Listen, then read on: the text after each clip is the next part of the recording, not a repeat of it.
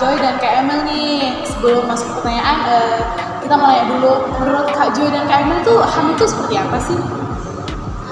HAM itu hak asasi manusia gak sih? Hak asasi manusia. Tapi menurut aku sendiri, menurut aku pribadi, hak asasi manusia di mana seorang punya hak asasi tapi tidak mengabaikan hak asasi manusia lainnya gitu sih.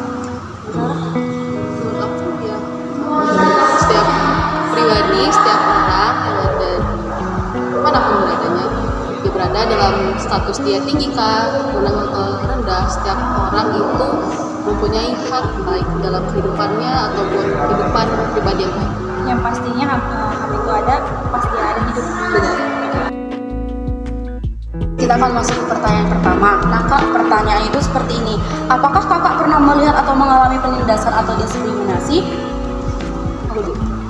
So far pernah sih. Semua orang kayaknya pernah deh ngeliat. Kalau dari aku pribadi mungkin aku cerita yang ngeliat.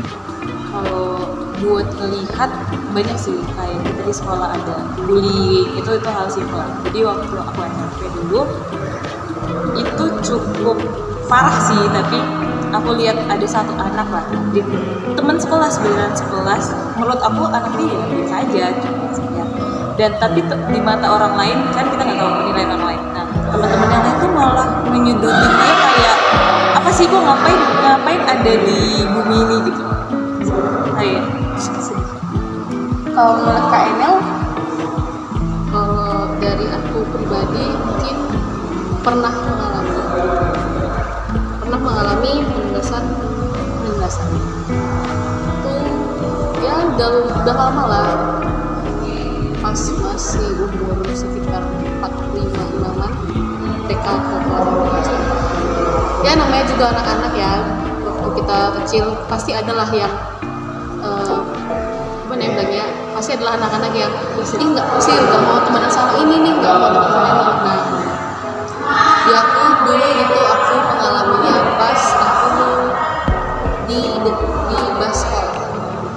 Jadi ya mungkin karena waktu itu masih bisa dibilang aku yang paling kecil di situ gitu, anak baru juga hitungannya kan, baru masuk basket, mungkin bisa bilang jadi sasaran untuk mereka. Dan namanya juga anak kecil terkadang tidak berani untuk stand up, untuk melawan, karena merasa ya udah nurut aja gitu. Adalah beberapa hal-hal yang mungkin tidak mengenakan terjadi. Jadi pada intinya Untuk pertanyaan kedua, apakah Kakak dapat memberikan solusi untuk orang-orang yang menderita karena penindasan atau diskriminasi tersebut? Karena tadi aku menyampaikan tentang orang lain, mungkin buat teman-teman atau orang pernah ngerasa atau ditindas sama teman-teman lainnya, mungkin step pertama itu membuka diri dan memaafkan. Karena kayak coba cerita ke teman-teman yang lain sih boleh, tapi yang mungkin bisa terima kita, karena kayak membuka diri itu salah satu jalan supaya kita bisa memaafkan. Lalu kedua, mau nggak mau harus memaafkan, wajib, karena kayak ya kita memaafkan mungkin karena dari cerita yang jawabannya awal tentang untuk orang lain ya.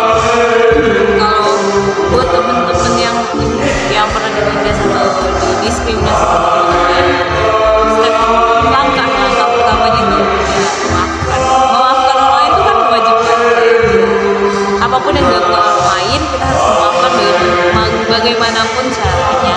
Terus teman-teman juga mungkin boleh sih buka diri, cerita ke teman-teman yang lain yang tepat, tapi yang tepat cerita ke teman-teman yang tepat atau guru kalau bisa, dan mungkin mereka bisa menolong jauh lebih, langkahnya jauh lebih besar daripada yang bisa kita juali, kita buat.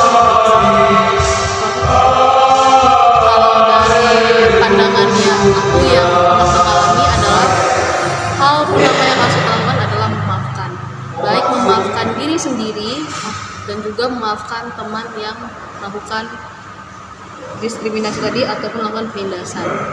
Kenapa? Karena pertama, agar kita juga tenang. Kalau kita tidak memaafkan diri kita dan juga tidak memaafkan teman-teman yang melakukan penindasan, pasti diri kita tidak akan tenang. Lalu yang kedua adalah kita boleh membela diri agar teman-teman kita tuh menangkap gitu bahwa kita tidak mau ditindas. Lalu yang ketiga adalah bukan berarti dengan kita membela diri kita melakukan hal yang sama kepada teman yang menindas. Dan juga harapan aku pribadi untuk kita yang merasakan ditindas, selain kita memaafkan teman kita yang menindas, cobalah kita dekati teman kita itu, ditanya apa alasannya gitu, kenapa gitu. Jangan dimusuhi tapi ditemani. Jika memang hal yang mereka tidak sukai dalam diri kita adalah hal yang tidak baik, ada baiknya kita terbuka untuk merubah keburukan yang kita punya. Tetapi kalaupun misalnya memang teman kita tidak menyukai hal yang sebenarnya tidak disukai, emang atau mungkin basicnya emang anaknya ya begitu gitu, cobalah dekati teman itu, bawa dia ke arah yang lebih baik Dan pertemanan. Sekian video wawancara kami. Apabila ada kesalahan kata, mohon dimaafkan. Kami mengucapkan terima kasih. God bless you. Dalam Kristus